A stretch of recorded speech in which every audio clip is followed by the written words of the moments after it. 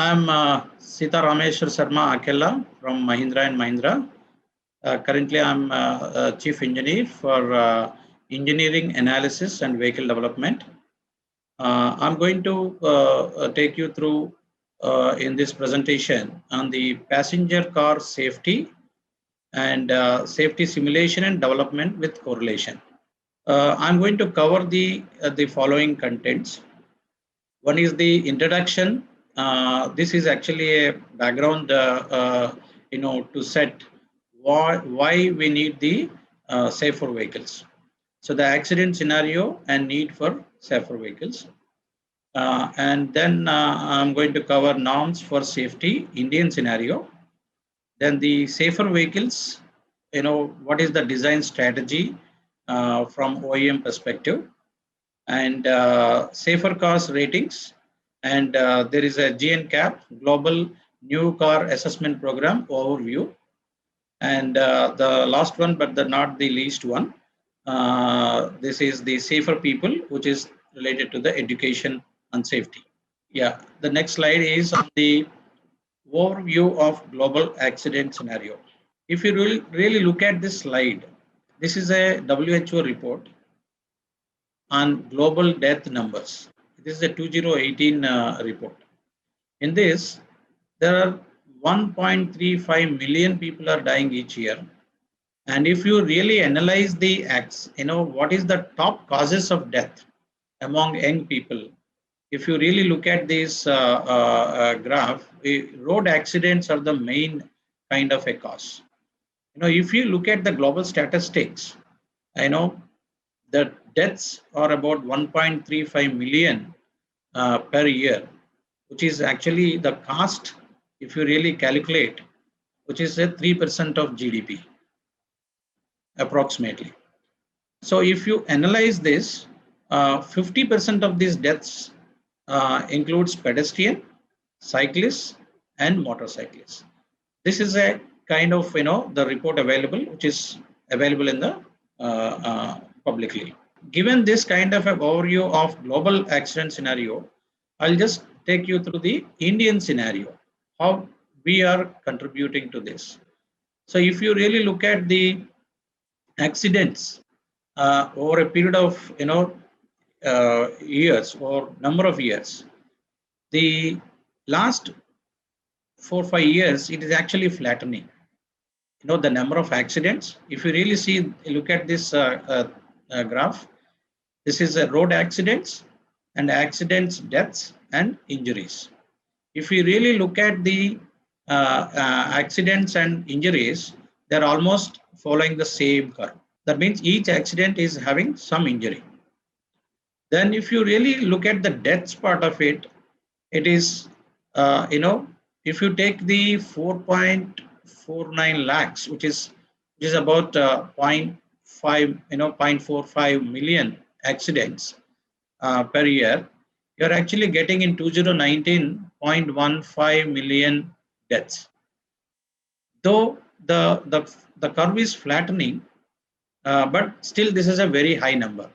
So there is a reduction in 2019, which is actually speaking, the last 3-4 years, we have got a lot of implementation on road safety from Motor Vehicle Act. 2019, we have implemented a lot of these. Then the hike in penalty for traffic violations. This is also definitely contributing positively. Then the electronic enforcement. In addition to this, yes, the OEMs are also catching up with the safer vehicles, launching safer vehicles. Given the global accident scenario and Indian accident scenario, what is the path for better safety? What are those key things that we actually need to look at it? One is the safer norms, which is government-driven, kind of safety regulations and enforcement of existing law. The second one is safer roads, which is related to infrastructure development and immediate rescue kind of support. The third is the safer vehicles, which is a very big thing for OEMs. What kind of crash worthiness of vehicles that we are launching. as as OEMs. And then what are those ratings, safety ratings when it compared with globally, not only just Indian regulations, but globally. Then the last one is the safer people, which I mentioned. This is a kind of an education or a campaign, how safety is important for us, to reduce the accidents and also related deaths and injuries. So I'm going to take up this one by one, except on the infrastructure part. I'm going to cover all the other three items. So coming to safer norms, safer norms, what are those safety regulations in India? So as on today, we have this kind of implemented things on the left side and the right side, which are being proposed. This is the Ministry of Road and Transport Highways. So they have mandated the following, that is severity reduction from 2017 to 2020. They have introduced full frontal, offset frontal, side, and pedestrian. Pedestrian, you have got two. One is 40 kph leg and head impact and leg impact. So these are the three, and they also specified some kind of a speeds at which we need to crash the vehicles. These are all passive safety. The other one is the accident prevention, which is part of active safety. In this, they have also launched speed alert, ABS, and RPAS. These are the things which are actually from 2019, the last active safety items. But for 2017 and 20, they have launched majority of these regulations. These are all from 2017 onwards, all are applicable for all new vehicles. Then they have given time of 3 years to enhance the existing vehicles also to get certified on these things. We also have passive safety technologies 2019 on driver airbag, seatbelt reminder, and manual override. So these are the things which are already in place. And in December 2021, in this year, 2021 December, you are going to get the passenger airbag also getting mandated. That means co-driver airbag. Coming to the right side, what are those things which are going to come in proposed? We are in the discussion stage. Accidents prevention again. This is the electronic stability control. The other one is autonomous emergency braking. So AEB. So this is the kind of safety regulations in India which are already in place and some are getting proposed. So having covered the kind of regulations in India, and I also want to really give you the NCAP and its importance to customer. What is NCAP? NCAP is New Car Assessment Program. Yes, we are also going to have in India. There is a Bharat NCAP is expected some point of time. But what is this NCAP? NCAP is a kind of a non-profitable organization, and they focus on occupant safety. For example, if you take, what is their actually role? The role is to provide consumer a realistic and independent assessment on the safety performance of vehicles. It is started by US, but now it is being followed in every country. You can see the right side. All these pictures are there is Korea. They follow Korean NCAP, KNCAP, Australian NCAP. There is a region, ASEAN region. They follow ASEAN NCAP, Japan NCAP, Euro NCAP, and any point of time, I also told you that Bharat NCAP is also going to come. What is global NCAP? The global NCAP is also an independent charity registered in UK, but this is applicable for the vehicle crash testing and reporting in emerging markets like India and Africa. So they are actually taken a kind of a thing that they can certify cars for safer cars for India, safer cars for Africa. So this is an agency which is, you can actually get it global, your certification in the global NCAP. So given the Indian regulations, and then what is that global NCAP, and how are we actually doing in terms of the safer vehicles? What is that the crash worthiness of vehicles that OEMs are launching? And how are they getting certified? what is the ratings, Indian regulations they have to follow anyway, but what are the global safety ratings we are getting on those vehicles. So I'm going to cover this safer vehicles part with respect to the engineering part of it a little more in the next few slides. So in this, the crash worthiness is the ability of the vehicle to protect its occupants during any impact. So generally, whenever there is a particular mass m is moving with a speed of v, the kinetic energy possessing the particular mass is half mv square. So this is a simple equation. So this energy, when you bring this entire the speed to rest, in the event of any impact, then it comes to zero. So then all this energy it has to give up. So it is actually mass and times mv square, half mv square. So this kind of energy need to be dissipated. How you dissipate, and without getting the hit on the injury, any injuries to the occupants. So how you design the structure and how you really manage the deformations, the vehicle deformations, that is the kind of an engineering aspect. So in this will be achieved by efficient dissipation of crash energy by controlled vehicle deformations. The second one is compartment integrity of the structure. The third one is controlled crash deceleration pulse, because you get a highest pulse, and then how you actually decelerate, the deceleration of the pulse need to be controlled. So these are the three things which are part of the engineering aspect while actually ensuring crash worthiness of the vehicle. Having covered that, now the strategy part of it will come.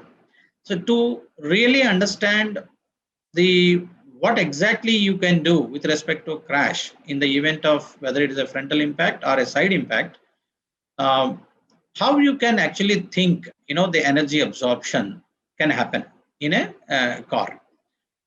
So there are two things. One is we have frame-based cars, and we are also having a monocoque kind of vehicles.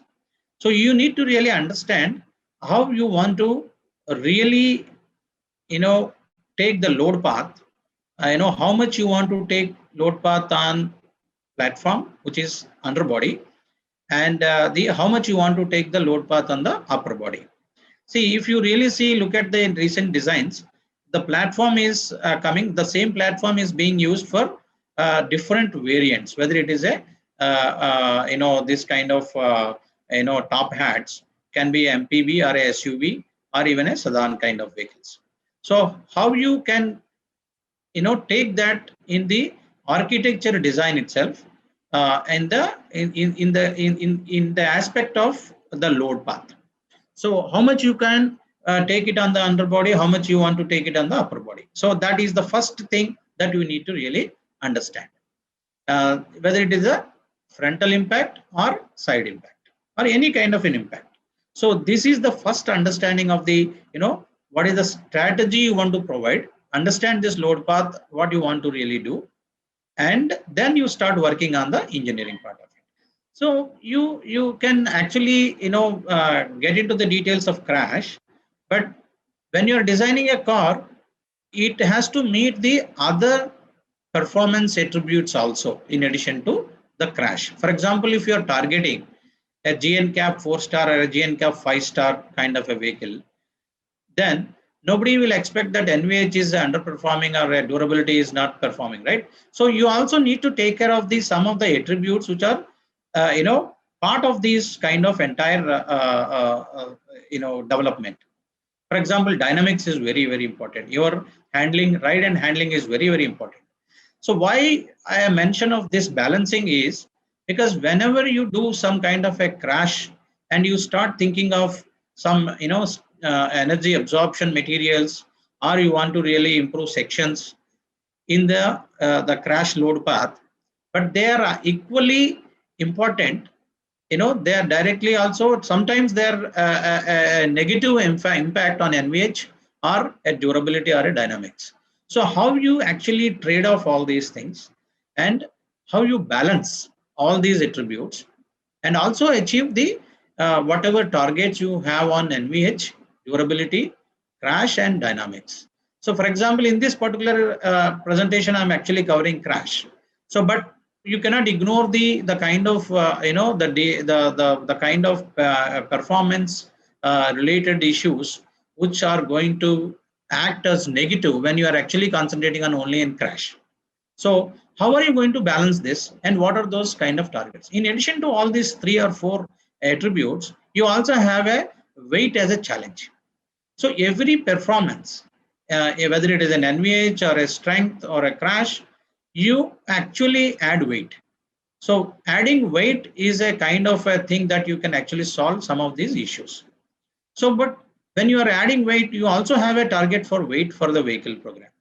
So how are you really doing this balancing act, meeting attributes, performance attributes, and also meeting weight?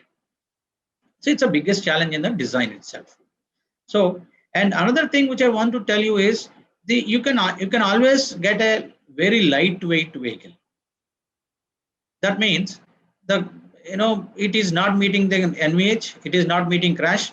Today you can see in India itself there are many cars which are 0 stars with respect to 0 NCAP. So it all depends on the lightweight and performance. That means a lightweight index with respect to a performance parameter coming into the this one. This is called, actually I call right weight. It is not lightweight. So the lightweight index is a kind of the mass of the BAW. If you really take only on BAW, and the performance is on the bottom in the denominator, and the area of the projected area of the vehicle. If you really calculate, now I have taken only a torsional stiffness, which is very, very important for a dynamic characteristics, and then also NVH. So, and also durability.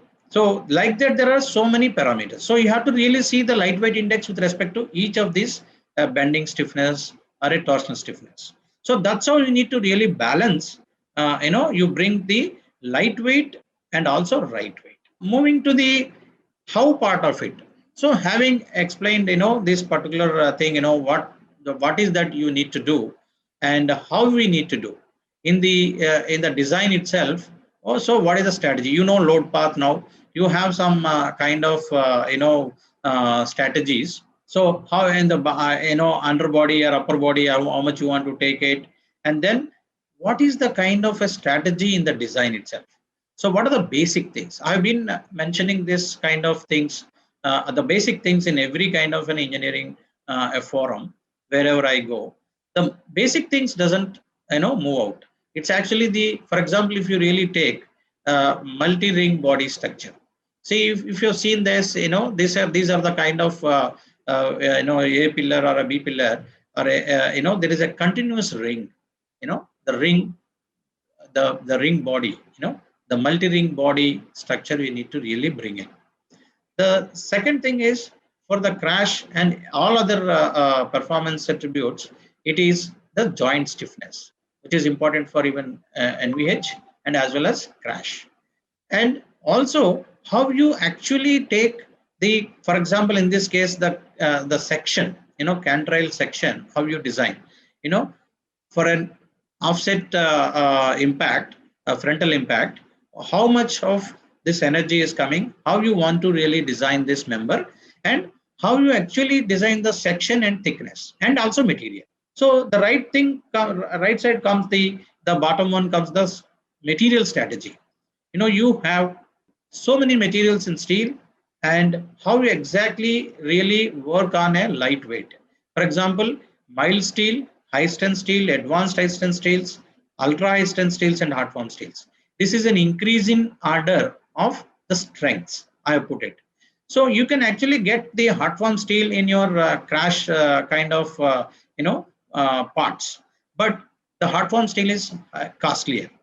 So when you actually see the work on some kind of a lightweight, because hard form steel will be a lightweight kind of a material, but high strength, provides high strength, but it is a high cost. So you also need to really take care of the cost optimization, weight optimization, and also your performance optimization.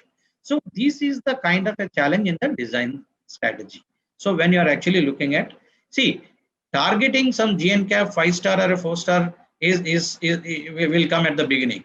So then based on that, how you actually pull up all these engineering basic elements, and then what are those technologies available in the high strength materials, and then how you really integrate all this and to bring a kind of a right weight and right performance. I have covered so far the how part of it also we can actually take up design strategy in the engineering side. So now we having done so many OEMs have actually developed so many cars, and then last 3 years we also have launched some of the cars. What are those global NCAP safety ratings of these cars? If we look at the scenario of the ratings in Indian cars, ratings of these Indian cars by global NCAP. This we need to really understand in this slide. And this is actually a global NCAP. You can, this is the slide from the global NCAP itself. You can see in the global NCAP website. Here, the global NCAP tested 39 cars in India so far. If you really look at it, 17 cars are 0-star. That means there's no safety. And if you really look at the 5-star and 4-star, there are only 3 plus 8 in India. This is the Indian cars tested by global NCAP, and they have actually announced these kind of star ratings in their websites. The next bottom thing, I'm just covering the Mahindra cars, which are launched in the last 3-4 years, max 3 years. So if you really look at it, XUV 300, the adult rating is 5-star. That is the max. Child rating is 4-star out of 5. The leading adult score is actually highest ever in Indian cars, the XUV 300. And also its leading child score, first 4-star in India for the child safety. And most important thing is the first and only car received Safer Choice Award from GNCAP. This is XUV 300. The next one is Thar. We actually launched Thar in the last year, all new Thar launched in the last year, 2020. This is the first off-roader getting the 4-star rating in Indian cars. The child rating is also 4-star. If we look at it, the number of points that scored on child safety by Thar is highest ever. I will show the next slide, what are the number of points. And when it comes to Marajo, it is adult rating again 4-star. The child rating is 2-star. This is the first MPV scoring 4-star in India. So actually it is, we started this safety kind of thing as a big thing in Mahindra, and then we actually, leveraging this, all these strategies, what I have explained, and we are actually providing this to the customer. So Mahindra is definitely leading in safety. Coming to each of these cars, with respect to their sequence of launching, GNCAP safety rating on Marajo, first MPV to score. This is the GNCAP website again. You can see, they have given 12.85 Marajo, 12.85 against 17 adult 4-star. And this is the left side. If you really see, I have not put all those 39 cars here, what GNCAP, but if you go there in the GNCAP website, you can see 39 cars list, safer cars for India. In that 0-star cars are also there. I just removed the 0-star cars, and I'm putting the at least 1-star cars, out of 39, 17 are taken out. The rest of the cars are actually given here. This is the Marajo, which scored 4-star, first MPV to score 4-star in India. The next one is the XUV 300. This is again from the same website. It is 5-star, ranked 1. If you really look at on the left side, in that list, entire 39 cars list, the first rank is only for XUV300, which is 5-star on adult, 4-star on child safety. So if you really look at the scores of this by GNCAP, Global NCAP, 16.42 against 17 max. That's a car score. 37.44 out of 49 on child safety. This is certified as first 4-star child safety rating in India and received Safer Choice Award, first and only car as on date. So next, moving to Thar. This is the Thar ratings by Global NCAP. This is the off-roader vehicle getting 4-star in India. This is the first off-roader vehicle getting 4-star in Indian cars. If you really look at the left side, this is the car getting 4-star in adult, 4-star in child safety. Received highest ever child score of 41.11 out of 49. Second car received 4-star child safety rating after XUV300. And if you really look at on the left side, there are only 2 cars on child safety, 4-star cars. If you look at the first one is XUV300 and the second one is Mahindra Thar. Both are Mahindra cars. On the child safety getting 4-star. This is by GNCAP. I just want to really, give you a perspective of how a simulation and testing, what are those kind of connections, and then how do you bring the correlation into the picture? What is the confidence in the design? When you are designing, when I just mentioned, in the earlier slides, the strategy part of it, the engineering part of it. There are simulation and basic design and simulation, right, in the beginning. Then you go for the testing. In the simulation, there are a lot of tools, technologies applied. The kind of all the computer simulations. No, you don't need to really put any kind of thing on the physical build.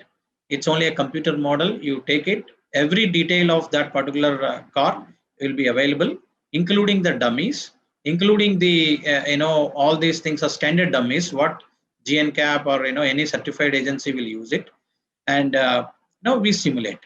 If you really look at the left side is the simulation crashing the vehicle, the right side is the test, actual GNCAP test. The bottom, if you really see the scores, the 12.78 out of 17 is actually we got it in the simulation stage. So there is a lot of confidence that yes, we test it and then we get this 4-star. So 12.52 that you got it in the test. So that's the kind of, if you really look at this is anything more than 95% correlation in this kind of a scenario, where you have a lot of manufacturing kind of variations, but still you are actually getting into a kind of that kind of a above 95% is a big thing, definitely. So this is the kind of importance of simulation and how you actually design upfront and get the kind of intended rating. And the last one in the path for better safety is the safer people. So how do you educate people? How do you campaign on the safety for the children and everyone? That's another thing which is there on the OEMs and the suppliers or any kind of organizations. So we have taken Mahindra Road Safety Campaign. In fact, we have actually launched this drive, Safer Drives, Safer Lives kind of a campaign in last year, in September, in multi-city, Chennai, Delhi, Mumbai. So we have done this. Similar things are expected by other OEMs and other organizations on the providing the safety kind of awareness and also the campaign to the people, so that we get into a kind of everybody will be aware of what is the safety and whether they can demand. When they understand, when they demand, the OEMs will definitely get to deliver those kind of demands. With this, I conclude. The kind of safety is an important thing for Indian vehicles. Safer vehicles. There is a responsibility from OEMs, suppliers, and also the kind of people who are contributing to it. So that's and government. The government also need to bring in the kind of norms so that everybody will adhere to those norms and deliver. Thank you. Thank you, Dr. Akela, for this insightful presentation. Hello, everyone. This is Shruti Mishra, and I welcome you all to the final segment of ET Auto Simulation and Testing Virtual Congress 2021. Now it's time for a quick fireside chat with Dr. Akela on the dynamics of crash simulation for lightweight automotive designs. But before going into Q&A session, I would like to give a brief introduction of our esteemed speaker. Dr. Sarma S.R. Akela has over 25 years of experience in the field of computer-aided engineering simulations applied to automotive and industrial products. He has been with Mahindra & Mahindra since March 2015 and currently working as Chief Engineer, heading engineering and analysis and vehicle development and product development for auto and farm sector at MRV. Once again, Dr. Akela, very warm welcome to the event. Let me first begin with a bit of nitty-gritty around the simulation and how it is impacting the development time of the cars. So today, hardly we see any car that goes into production without being thoroughly tested in simulations. So can you explain that how simulations are drastically reducing the development times of car? No, this is the biggest, I would rather say this is the biggest impact on the product development time. The simulations are actually creating the impact in reducing the the total development time. The basic thing what I can tell you is, if you have, when I talk on the simulation, I'm not talking only on the crash part of it. There are durability, NVH, and dynamics and crash. All of these actually impacting quite a lot in the simulation stage. It's in the simulation, you need to really start working on the correlation part of it. Whenever you have a real world user application on the vehicle, you have to segregate it with respect to your domains like durability, crash, or NVH or dynamics. And then you develop that DVP upfront. DVP in the sense it's a design verification procedure in the simulation stage. When you actually develop this, you can actually introduce a lot of complexities, based on real world applications, what you get. Then you start working with the testing, when it is, even if it is a testing, system level testing or a vehicle level testing, you actually need to, work closely with testing and understand how you are actually designing and what is the test. System level, actually you need to establish correlation. So I've explained in many of the forums that you have to have a level 1, level 2, level 3 kind of things, where if you give correlation at 60 to 70% with the designer, for the designer will get confidence in trying out a lot of options with respect to weight, with respect to performance. How you can actually change the section, thickness. All these things can be actually, you can use it for the, the lightweighting kind of thing, and all these things can be explored in the simulation. But when it comes to the testing, it is really difficult to really try out each and every idea in the testing. Whether it will actually, successful or not, we don't know. So it will be a very difficult thing to try and you have to spend a lot of money, cost, time.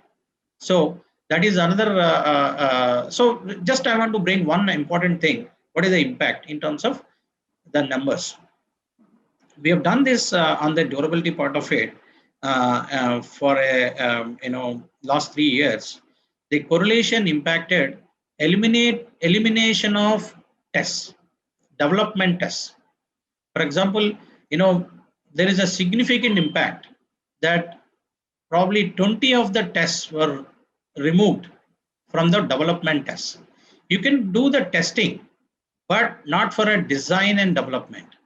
It's not for the design. It can be for a checking the material conformance. For example, you order something based on simulation for the material, but whether you are getting the same material or not, how do you test it?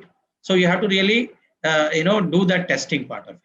Second thing is, you want to really do a critical test, a safety test, which you cannot really avoid. But majority of the development tests can be avoided, and where you have significantly reduced the lot of time and lot of money. It's actually measured in terms of how much money is saved. Directly, you can save these eliminating these tests, simple tests, and contributing to the bottom line of the company. So in your presentation, Dr. Akela, you have very in an in-depth, you have mentioned about the lightweighting materials and lightweight vehicles. So how increasingly intelligent simulation technology is facilitating the development of a new generation of lightweight vehicles? Shruti, I'll take this in two aspects. One is the lightweight is material is one aspect. Even within the given material, what is the right weight? So that is also an important. Are we really exploring all the kind of avenues in terms of engineering to get the right weight onto the vehicle within the given material? So that is another thing. So these two aspects are very important from the beginning of the product development for any new program. There is a process that actually we launched, in the few years back. We have actually taken the optimization in the concept. Earlier, we were not doing the optimization in the concept. There's not even the concept was not given a bigger kind of a role. But now the concept development involving optimization is actually bringing the lightweight at the right time. Why I say right time? Because even if you give these kind of optimization ideas later in the program, that will not be implemented because you must have already ordered the tools and based on some kind of a time frame for the long lead items, how much you can get it onto the SOP and things like that. So it will be very difficult if you do the optimization exercise towards the end of the program. So what we have done is we have actually front loaded the optimization in the concept stage, where what we have done is there is a significant activity involved in that concept stage. You have actually divided this concept into not a total car concept. It's actually a platform concept. The platform concept is because anyway you are going to bring in a lot of these top hats, right, as variants. So if you develop the platform and without putting any kind of a top hat, you can develop the platform actually. How there are technologies which are available in the market, that is, you can have a morphing technologies. You can actually take a predecessor top hat and put it on the platform what you are actually going to generate. The top platform, the top hat is not the intended top hat, which is not ready, right? So you can actually put that morphed top hat on the intended platform. Then you actually validate the platform, validate the platform and release the platform. Then you actually get into the top hat release. Then you concentrate on the top hat. What are those relevant things that you want to develop? As I told you in the crash itself, how much you want to take it on the underbody, how much you want to take it on the frame-based vehicles. There are frame-based vehicles, there are monocoque vehicles. So how much you want to take it on the underbody, that if you decide in the beginning, the platform can be managed well in advance. So once the concept on the platform is ready, it is very easy to launch the top hats as variants of the same platform. And this is how you can significantly impact. One is on the lightweighting, because lightweighting is coming up with three aspects. One is section change, then you have a section optimization, then you have a thickness optimization, and you have a geometry optimization. So all these things are possible in the concept stage. No, you cannot do all these things in the later stage. You can only do a thickness kind of a thing, which is within the allowable ranges of things only, we can try in the later stage. But if you do all these things in the concept stage and also apply lightweight materials, what you have, for example, there are a lot of materials available, where you want to use the lightweight materials, high strength materials, hard form steels, hard form steels, where you want to use. You don't want to use everything in everywhere.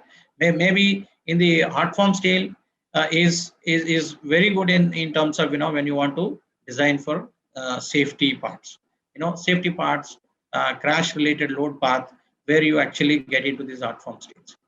Then you can also take wherever you don't have any crash kind of thing, lightweight, you can also go for a plastics. You can also go for composites. Some of those kind of materials are also available. So we are slowly getting into, and you are also having aluminum as another kind of a material which is lightweight compared to steels. So wherever it is possible that you can actually adapt to this lightweight materials, and in addition to that, given the material, how you actually optimize the section thickness and geometry. These are the three things which you need to do it in the concept stage. This is what I'm telling you about the process change that we actually brought it, instead of doing optimization at the later, but do it at the concept stage. So this will bring lightweight into the kind of a program and lightweight. So I answered your question. Yeah, very, you have touched very pertinent points here. So talking about the lightweighting, it involves a very delicate process of developing crash-capable parts. So, sir, can you explain how manufacturers can focus on material characteristics and what they must look out, for when they are assessing the quality of raw materials? Because in your presentation, you mentioned that with every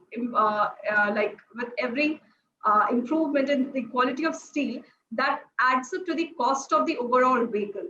So how manufacturers can judiciously focus on assessing the right quality of raw materials? So it's a good question again. Yeah. If you really look at in my presentation, I touched on one subject on joineries. So actually stiffness is also, you can get it from the joineries, right? Joineries. See, the manufacturing, you can have lightweight material, you can have all these steels and everything. But when you have these kind of materials, how you join them, the joineries are very, very important. For example, that is where the manufacturing kind of processes we have to take into consideration. When you consider some of the dissimilar metals, how do you join them? What kind of joining methodologies are there in the technologies are there? That is very, very important. For example, in the manufacturing kind of stuff,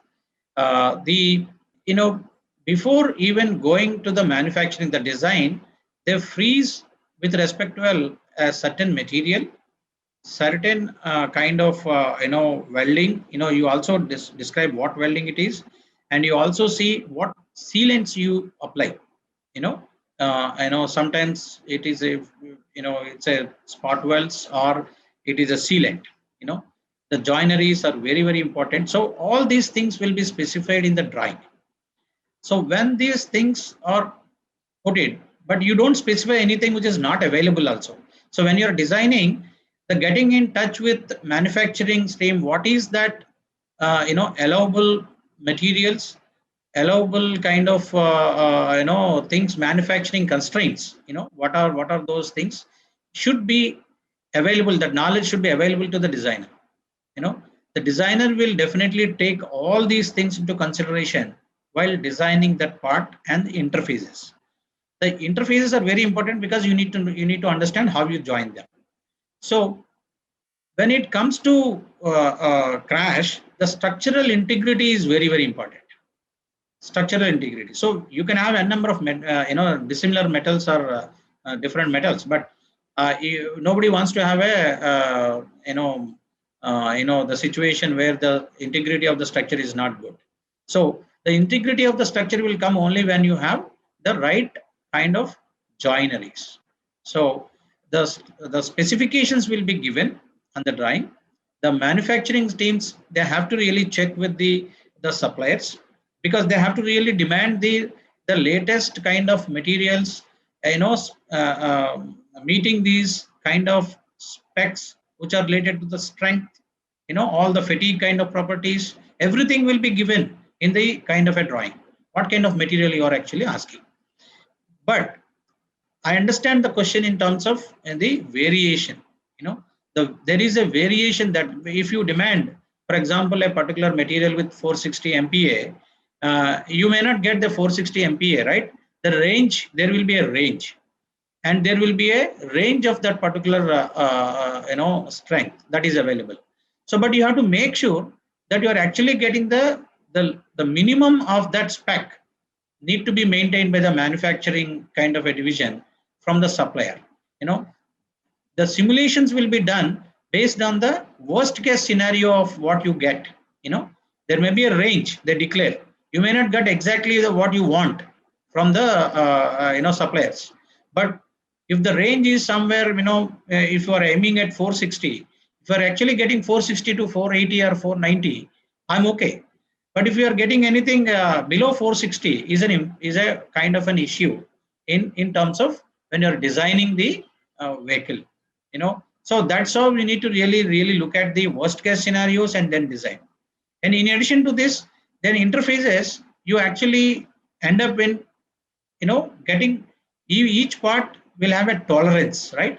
How you maintain the tolerance and what kind of study you do, given the tolerance is going to come into the kind of part.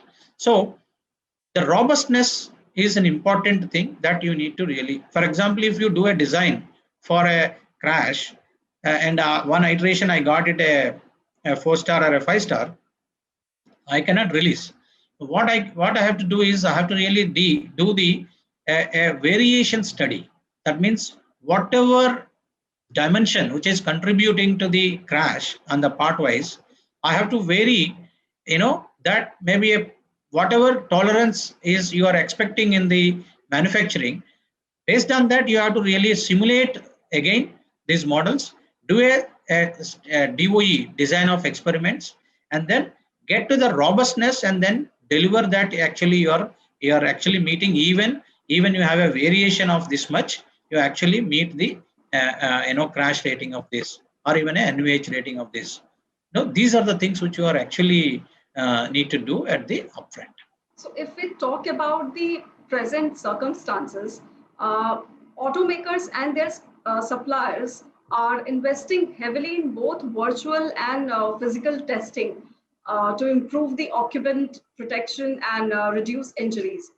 Now, in this scenario, how Mahindra is closing the gap between virtual and physical crash simulations? Yeah, so it's a good question on the correlation part of it, right? The correlation is simulation and testing. Yes, there are a lot of, as mentioned, in the last few minutes, I've been mentioning about how the correlation study helps you to really close the gap between simulation and testing. See, yes, when you start the design and with the inputs what you get, you start working on the simulation. But the inputs will be refined in the middle of the program, and you get everything what you wanted as a simulation, and then your model will be perfect in terms of taking all the complexities into the simulation, and then run the simulations for crash or any kind of occupant simulations. So there are variations, but I would rather say each case, each DVP, for example, you have a frontal impact, you have a side impact, you have a roof crash, you have a seat belt kind of studies. So how do you each is a kind of a design verification procedure. So establish where are we today? We are at a level 1 correlation, where you are actually not worried about any kind of a percentage with respect to test the values. You have only directionally, you have something like, you say it is passing in the test. It is passing in the simulation, it is passing the test. It is failing in the simulation, failing in the test. That means it's a pass, fail correlation. There is nothing on the numbers. That is the first level of correlation that you need to really achieve on your all these DVPs. Then next level is getting into the kind of directional in the sense, it is failed, okay, and then I have done some modifications. Now it is passing in the simulation. The same trend is shown in the test. That means earlier thing was failed, but I have done modifications, it passed. So how many of such cases for each of these DVPs, you have to generate these kind of data points. Once you have this trends matching, first one is only a kind of method exists. You have a method, you are actually subjectively passing and failing. You are actually establishing that kind of a subjective correlation. Next one is actually a trends correlation. You're not worrying about the magnitudes also in this case. The next level is the level 3 correlation, where I was just mentioning that how much you are actually close to the value. For example, the injury values. You have a knee injury, you have a head injury, you have a leg injury. All these injury values that you can predict in the simulation, and then see, you compare with these, directly with the more important thing. Before even this, I would rather call it a 0 level of thing. What is that? Is input correlation. For example, what is being crashed? Are you really having the same thing in your model? That inputs. For example, as you said, material properties. I specified some material property. Whether the same material property has come on that vehicle, that part or not. Somebody has to really go and check, right? So the spot welds, what we have recommended, and whether the same spot welds, same place it has come or not. So there are a lot of checks, a lot of quality kind of things need to be checked, before you actually say the input is correlated. What you have here is what you have there. When your input is not correlating, the output correlation doesn't mean anything. You cannot really get it.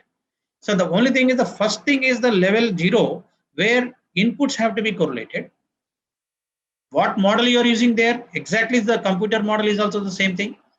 And what properties are there on the materials, what you have actually suggested, exactly the same materials are there on the test side. The vehicle build also is having the same thing. The integrity of the cabin or whatever it is, the joineries or everything, exactly as per what you have specified there. So there is a test methods that before even building these vehicles or after building the vehicles, you can test for all these things, and then you can clear this for a test at vehicle level. Then you say inputs are correlated. And the boundary conditions and then operating conditions. For example, if I'm crashing at 64 kph, the other guy cannot in the test also need to be crashed at 64 kph. Right? Plus or minus, I would rather say 1 kph is okay. That variation is okay. But these are the boundary conditions and the operating conditions. We have to be the same. It has to be the same. Then only you can get the correlation with respect to the test and simulation. So these are the fundamental things we need to really work on. Then only you can actually say the. So you have seen the Thar vehicle crash, where I have shown the number of the score is shown there. The adult score is shown, right? It's actually a 95, more than 95%. How do you get 95% more than that? That is the kind of a study went into both input checking and also the ensuring that particular thing is the boundary conditions and also the operating conditions are same. Then you have actually the ability to derive or deliver correlation depends on how you actually work on all these aspects. So absolutely, this is a must kind of a subject in engineering, that a correlation with respect to simulation and testing is a must. That's the reason the topic of this particular thing is also said it is with correlation. It's not that without correlation. Absolutely, correlation is the key. Absolutely. So moving on to the last question, sir. From your experience on many of these kind of projects, how OEMs can use simulations to meet the required global ANCAP standards? Most of the Indian OEMs are aware of these kind of techniques. That the tools are available. The tools are available for everybody. We there are very limited tools which we use in-house kind of a stuff that is actually confidential to the each and every OEM. But many of the tools are actually common. They are all available outside, and then we apply. The only thing is the kind of strategy what you actually deliver, that decides your what you want to really do. The if you decide what is the target, then the strategy for that will come. The strategy will involve how to do it. So there is the simulation tools are very, very important. There are there are a lot of vendors which provide strength based tools, even a crash related tools. Everybody uses the same kind of tools in the crash, but the only thing is how you use it, what kind of sequence you have, what do you want to do in the, for example, just want to give you one instance here. Which one you want to do first? For example, you have a crash, you have a NVH, you have a durability. When the vehicle model is built in computer CAD, the CAD will come to everybody. So everybody will start parallelly. Then what happens is everybody starts, their DVPs, the strength, durability DVP, crash DVP, you have NVH DVP. They start working on those DVPs, start putting, oh, it is not passing, then I'll add weight. I will reinforce this particular member with some.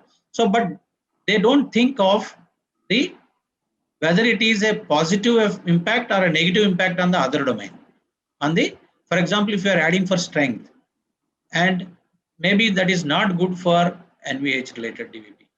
So what I suggest is, it is my, just wanted to share a best practice from my side, So you have to really divide the entire vehicle parts system wise, and then say which are independent of other domains. For example, I have this part. If I do anything on the durability, there is nothing that I see any kind of impact on NVH or a crash. So those mutually independent kind of parts and domains that you segregate, and you can develop on those things. But wherever you have a dependent kind of performance thing is there on the design aspect of that element, that particular part, you have to really collaborate. You have to really talk to the other guy, and then I'm using this. Is it okay for you? Or this is another thing. So that's the reason, as a best practice, we have created a group called multidisciplinary optimization. So I call these disciplines are durability, NVH, and crash and dynamics. When I just instituted this particular MDO as a kind of a group, these dependent kind of DVPs, for example, a durability and NVH dependent, or a durability or a crash dependent, or dependent on all the three. So these kind of DVPs will be handled by only single group, which is MDO. This is how we need to really address the tools and technologies, to address the end. Otherwise, what happens is everybody will come up and then say, 3 models will be there, and which model will be taken by designer? The simulation guys, 3 groups will come with 3 kind of options. One is good for NVH, one is good for durability. So one is good for crash. So you cannot really, what is important for a designer, he cannot take, right? He cannot take one thing and then go ahead. So that's the reason we instituted this MDO group, who actually combines all the dependent DVPs kind of parts, and then they actually they do a multidisciplinary optimization on this. Are we meeting on all these kind of domains? then only he will clear that parts. So this is how the strategy of in the simulation itself. All right, Dr. Akela, thank you so much for this interesting conversation and pleasure talking to you. Thank you very much. First of all, thank to ET Auto providing this opportunity to share some of my thoughts on this safety, and that's great. Thank you very much. Thank you, sir.